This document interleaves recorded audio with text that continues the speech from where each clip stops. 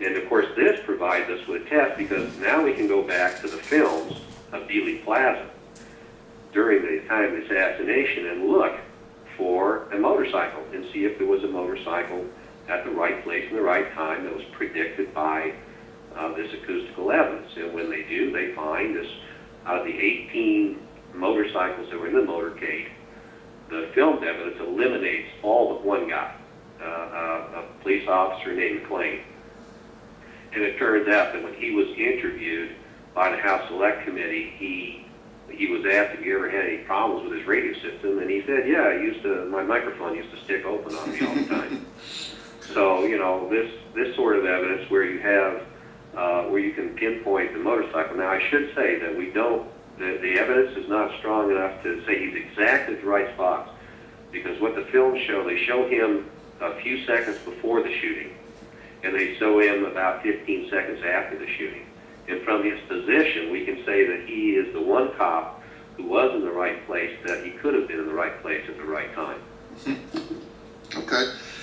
Let's move on to another piece of corroborating evidence, which is the so-called jiggle analysis in the Zapruder film.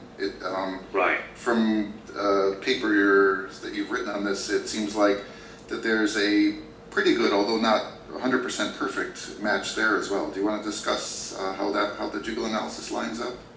Yeah, sure. There's been actually on the Zapruder film, you can see places where people have been shot. I mean, you can see obviously Kennedy, very graphic, where you see President Kennedy struck in the head at Zapruder frame 313.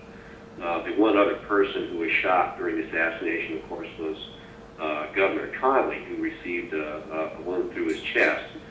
And a micrographic analysis of the Zapruder film with a failure analysis associated, I think it was back in about 1992. They showed that Governor Conley's lapel flaps at frame 224. Now, the separation in time between, and I should say that immediately after that, you see Governor Conley goes into ag, which you can see has obviously been hit.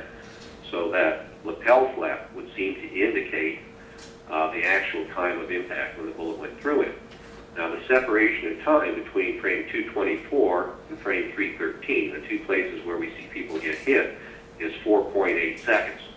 And on the police tape, the separation between the third shot and the fourth shot, which is from the grassy knoll, is exactly 4.8 seconds. Mm-hmm. So you have good mesh between the actual wounding sequence and the two that we would assume, the bullets that we would assume were the ones that hit Conley and the one that hit Kennedy, because the headshot would certainly would have come from the grassy knoll. In both those places, aren't there also Zapruder's film camera shakes as if he's reacting to the sound as well? I'm curious, one of the things I wanted to bring up about that you pointed out in an essay that you wrote called Hear No Evil, was that the House Committee, of course, determined that based on their medical evidence, which it was telling them that Kennedy was hit by bullets only from behind, that I think they did a different alignment than what you have done as to which shots match which frames in the Zapruder film. Right. And also, in their analysis of the jiggles in the Zapruder camera,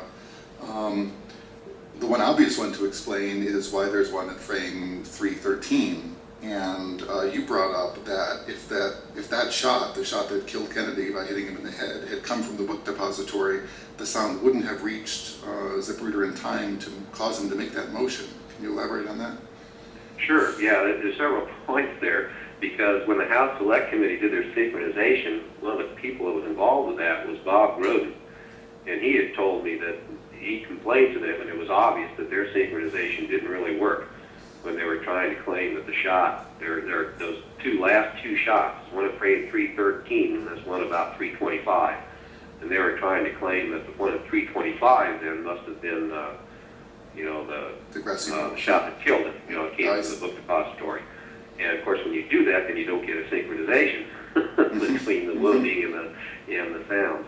But and Groden told me, and you can interview him sometime, that they told him basically to shut up pointed this out. But the interesting thing is, if you look at the testimony of the acoustical experts, they were also asked to participate in this, and there, at one point, one of the congressmen asked, I believe it was Mark Weiss, if he could calculate the caliber of the bullet from the gunshot pattern. And Weiss said, yeah, he could, but he'd rather not get into that. And they asked him why not, and he said, well, because you can calculate it if you know what the trajectory of the bullet is. But so that gets into this non-acoustical evidence. I don't want to get into that.